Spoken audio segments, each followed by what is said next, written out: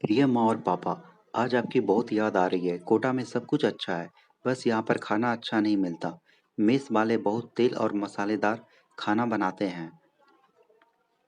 कई बार तो रोटियां भी कच्ची ही दे देते हैं, लेकिन यह सब ठीक है।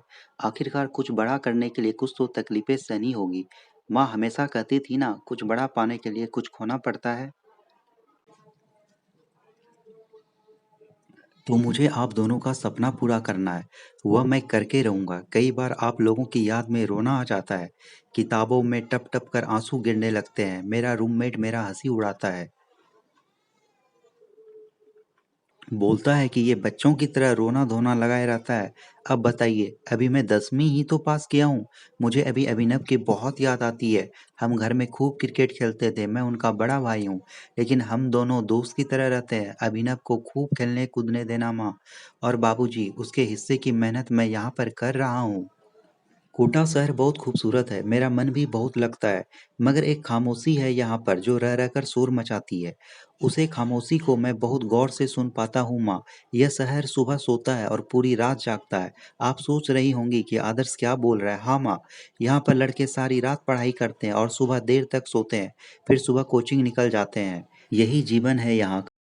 चाय की दुकान में कुछ देर हंसी ठहाके देखने को मिलते हैं। बस माँ, यहाँ पर अकेलापन मुझे परेशान करता है। हर लड़के को तो बस आईआईटी क्रैक करना है। यहाँ पर लाखों बच्चे हैं और सिलेक्शन कुछ हजारों का होता है। पापा प्लीज आप नाराज मत होना अगर मेरे नंबर कम आए तो, क्योंकि मैं पूरी जान लगाकर पढ़ाई कर रहा हूँ। पापा जानते हैं, कुछ नहीं, कुछ नहीं। माँ, कोटा शहर में भीड़ बहुत है। यहाँ पर दूर दराज के लड़के आकर पढ़ाई करते हैं। यहाँ की सड़कों पर आपको कागज बिछे मिलेंगे। यहाँ पर लड़के माँ सिगरेट और बियर भी बहुत पीते हैं। लेकिन आप ये मत सोचिएगा कि आदर्श भी पीता होगा। मैं तो बस आपको यहाँ का माहौल बता रहा हूँ। मेरे लिए यह सब नया है ना माँ। माँ, 10वीं में 70% ही ला पाया तब आप दोनों बहुत खुश हुए थे, मगर मुझे लगा कि आप पूरी तरह से खुश नहीं हैं। माँ, मैं जानता हूँ कि सीबीएसई बोर्ड के लिए यह नंबर कम है। दिल्ली यूनिवर्सिटी की कटअप तो 97 तक जाती है। फिर भी पापा ने मेरी भलाई के लिए मुझे कोटा में दाखिला दिलवा दिया। यहाँ पर मैं अकेला हूँ मगर खुश हूँ। 10-10 घंटे पढ़ाई करता हूँ माँ। रात में भूख लगती है तो बेसन के लड्डू खा लेता हूँ। बाबूजी ने कहा था तो सत्तू ले आया था बाजार से। रात में कभी कदार तो पानी में मिलाकर पी लेता हूँ। उससे भूख नहीं लगती माँ। एक बात बोलूँ, आपकी याद बहुत आती है। हर सुबह आपकी डांट से होती थी, फिर दिन में पापा की फटकार, शाम में अभिनव से तू मैं, और रात में सबके साथ खाना पीना खाकर, और फिर बाबूजी का सुविचार। माँ और पापा, यह तो रहे मेरे हाल-चाल, मगर मैं आपसे कुछ कहना चाहता हूँ। अभिनव को कभी कोटा मत भेजना। वह क्या है ना कि एक लड़का आईआईटी कर रहा है, दूसरे को उसकी ज़िंदगी जी लेने देना। मैं जानता हूँ आप वह माँ-बाप हैं जिन्होंने कभी अपनी मर्ज़ी नहीं थोपी। आपके कहने पर मैं यहाँ ज़रूर आया, मगर मेरा भी मन था। लेकिन मैं अपने छोटे भाई को कभी कोटा नहीं पढ़ने भेजना चाहता। वो बहुत अच्छा पेंटर है, वह शतरंज का माहिर है। उसको पापा पेंटिंग या स्पोर्ट में आगे कर दो। अभी वो बहुत ही छोटा है। अगर हम अभी से उसको मकसद तक पहुँचाएंगे तो वह बहुत आगे बढ़ जाएगा। मुझे लग रहा है आपके आंसू बह रहे हैं। आपको मुझसे ज़्यादा मेरी याद आ रही है। मैं जानता हूँ माँ, कभी-कभी मेरे बारे में सोचते-सोचते चुपचाप रोने लगती है।